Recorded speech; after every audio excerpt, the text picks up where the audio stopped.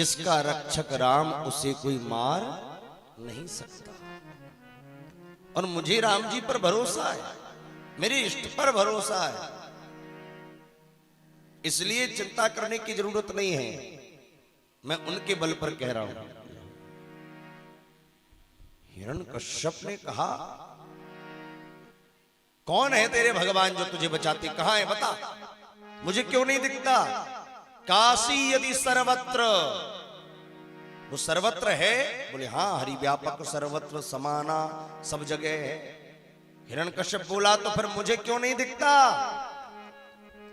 प्रहलाद मुस्कुरा कर बोले, पिताजी नहीं दिखता तो आपकी आंखों की जांच कराओ, मुझे तो दिख रहा है।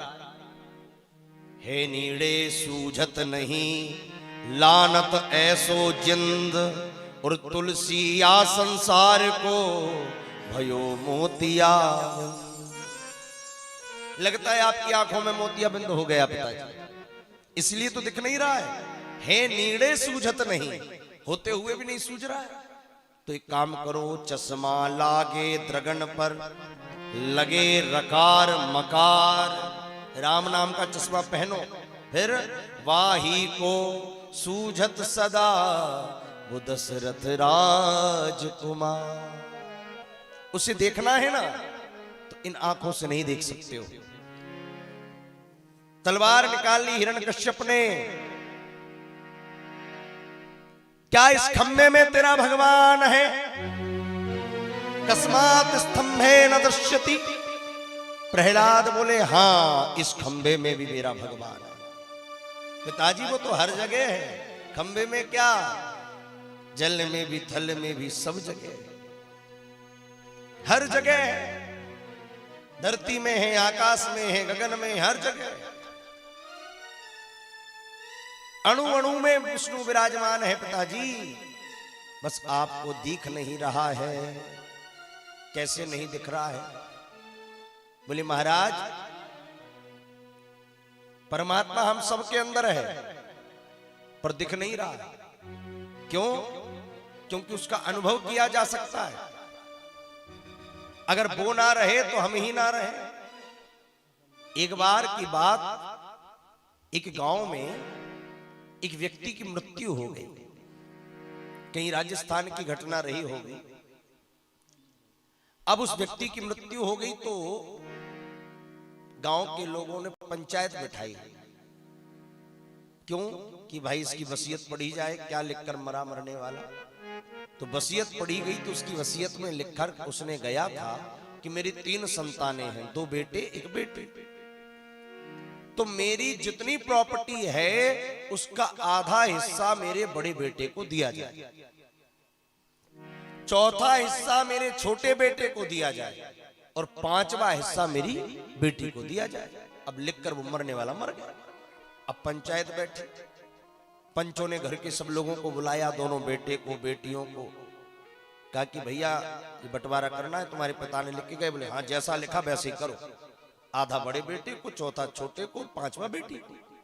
अच्छा ठीक है, तो एक बात बताओ क्या है भाई, जमीन कितनी है, मकान, दुकान, घोड़ा, गाड़ी कितना है?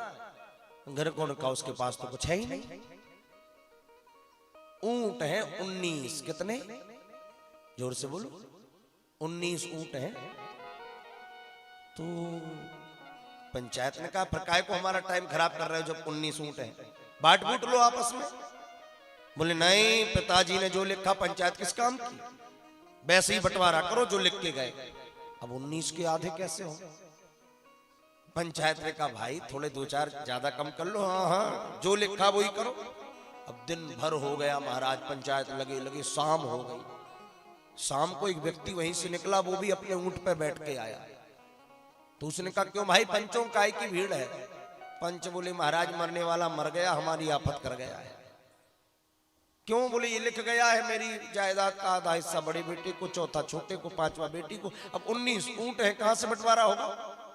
तो उस ऊंट पर बैठे व्यक्ति ने कहा, अरे मरने वाला मेरा बड़ा अच्छा मित्र था, एक काम करो मैं अपना ऊंट भी उसी को दे देता हूं। अब ऊंट कितने हो गए? 20। बोले अब करो बंटवारा। बोले हाँ अभी करते हैं। क्या लिखा है? बोले लिखा है आधा हिस्सा बड़े बेटे को, अब 20 के आधे 10 ऊंट दे दिए। बड़े बेटे। अब क्या लिखा है? बोले लिखा है चौथा हिस्सा छोटे बेटे। अब 20 का चौथा हिस्सा कितना हुआ? 5। 5 ऊंट दे दिए छोटे बेटे। और क्या लिखा है? बोले लिखा है महाराज 5वां हिस्सा बेटी को। अब 20 का 5वां हिस्सा क्या होगा? 4 पंजे 20। 4 ऊंट दे दिए बेटी को, 10 बड़े बेटे को, 5 छोटे बेटे को 15 और 4 ऊंट बेटी को कितने हो गए? 19। एक बचा, वो बोला मुझे मेरा दो, मैं चला। अब कहानी समझ में आई? 19 का बंटवारा नहीं हुआ जब तक 20वां नहीं आया, और 20वां बंटवारे में भी नहीं बटा। बटे कितने? 19। लेकिन बिना 20वें के 19 बट रहे थे क्या? नहीं बट रहे थे। और 20वां बटने के बाद भी नहीं बटा। ये कहानी हमारी और आपकी है। हमारे अंदर भी 19 ऊंट बैठे हैं। 10 इंद्रियां, 5 ज्ञानेंद्रियां और 5 कर्मेंद्रियां। आंख, नाक, कान, जीभ और त्वचा, ये 5 हमारी ज्ञानेंद्रियां हैं। और 5 कर्मेंद्रियां हैं हाथ, पैर, मुख, मलद्वार और मूत्र द्वार। ये 10 इंद्रियां 10 ऊंट हो गए। 5 प्राण है, प्राण, अपान, समान, व्यान, उदान, हो गए 15।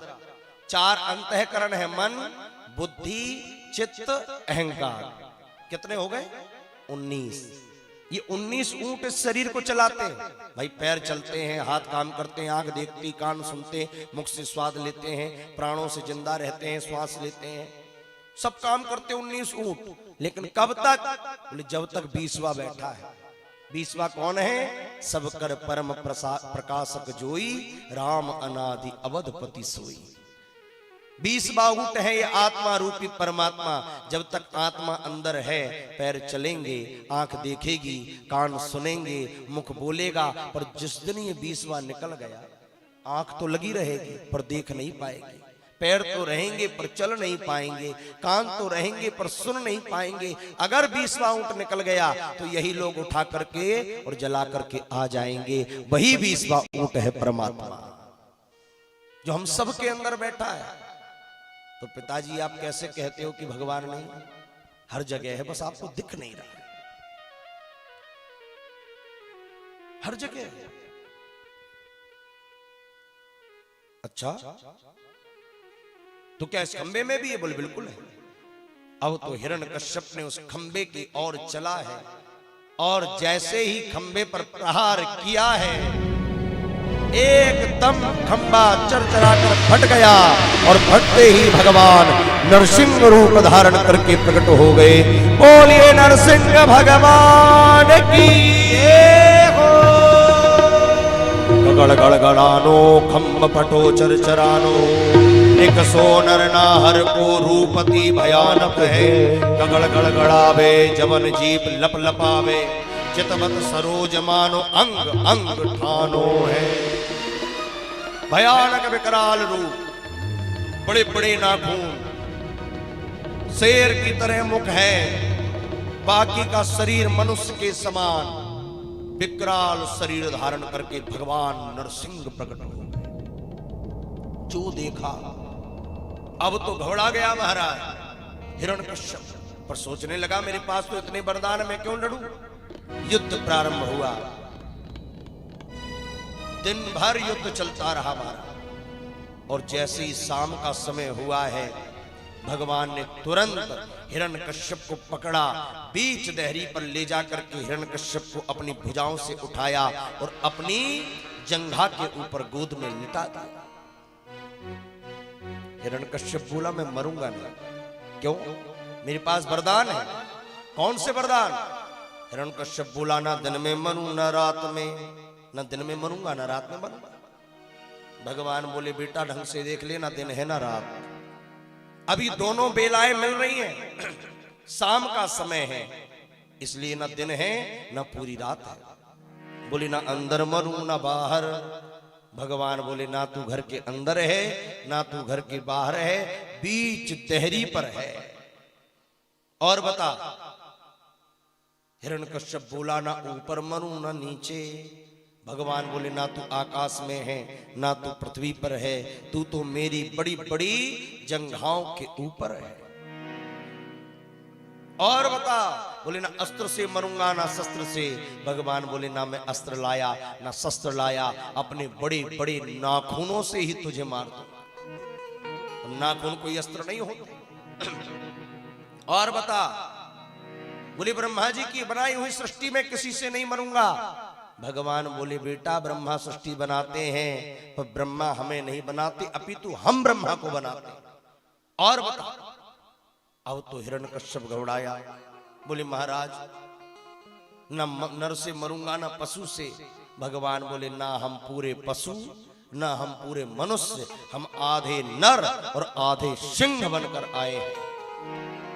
और बता, बोले महाराज 12 महीनों में नहीं मरूंगा। भगवान बोले बेटा मुझे पता था, इसलिए अलग से 13वां महीना बनाया तेरे लिए। कौन सा? अधिक मास, जो 3 साल में एक बार आता है। ये जो तिथियां घटती बढ़ती रहती हैं, इनको भगवान ने करके 3 साल में एक महीना ही बना दिया अलग से, जिसका नाम पुरुषोत्तम मास, लोन का महीना और अधिक मास। भगवान बोले अधिक मास चल रहा है, तेरे लिए ही बनवाया ये महीना। और बता, अब तो एक एक करके हिरण्यकश्यप के सारे वरदान समाप्त हो गए।